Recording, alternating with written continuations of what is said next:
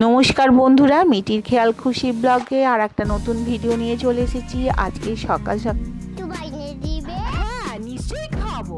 এই আম দিয়ে কি তৈরি করা যায় বলো তো? এই আম দিয়ে একটা ডেজার্ট তৈরি করে তোমায় খাওয়াই, চলো। মিঠি এসো, বসো।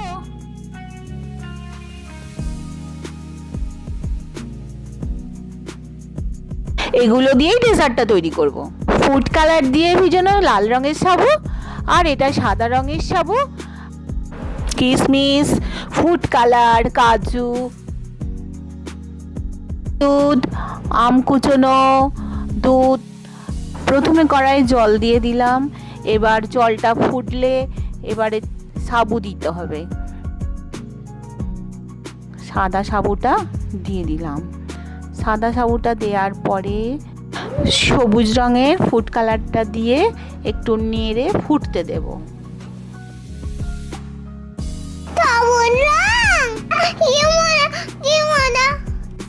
এই দেখো ফোটার পর কি সুন্দর সবুজ রং হয়েছে। হ্যাঁ, এবার তো লাল রঙের সাবুটা করব, তাই জল দিচ্ছি কড়াতে। লাল রঙের সাবুটা দিয়ে দিলাম। আগে থাকতেই এটা রঙে ভেজানো ছিল। লাল রংটা গাঢ় হওয়ার জন্য আমি আরো একটু কালার দিয়ে দিলাম।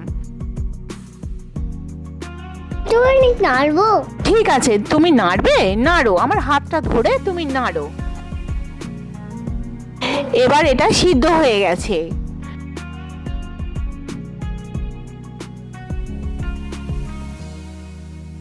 মিঠির খুব আনন্দ হচ্ছে।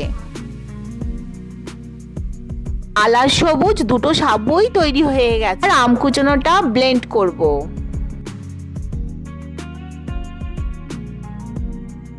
আর আমের পর গুঁড়ো দুধ দেব। 3 চামচ গুঁড়ো দুধ আছে, আমি এটা সবটা দিয়ে দিলাম। এবার বড় চামচের 1 চামচ লিকুইড দুধ দিয়ে দিলাম। এবার জারটা মুখটা বন্ধ করে এবার ব্লেন্ড করব।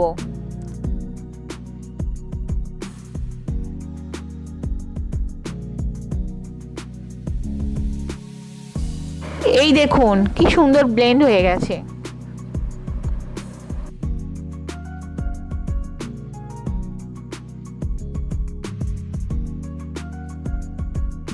এবার এগুলো গ্লাসে সাজিয়ে নিচ্ছি। প্রথমে দিলাম লাল সাবু, সবুজ সাবুটা। এবার এটা দুটো গ্লাসেই নিয়ে নেব।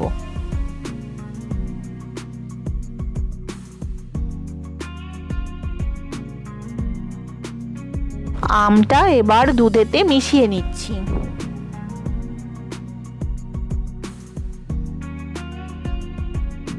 এবার ভালো করে এটা মিশিয়ে নিই। এই দেখুন এবার মেশানো হয়ে গেছে। এবার একটু একটু করে গ্লাসে ঢেলে নিচ্ছি।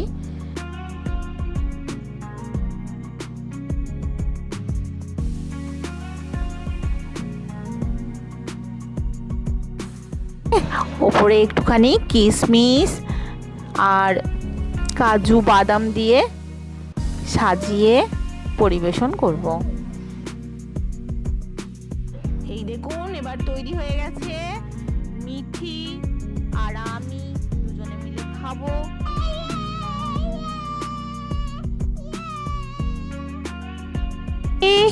এই নাও তোমার গ্লাস, এবার আমি খাই।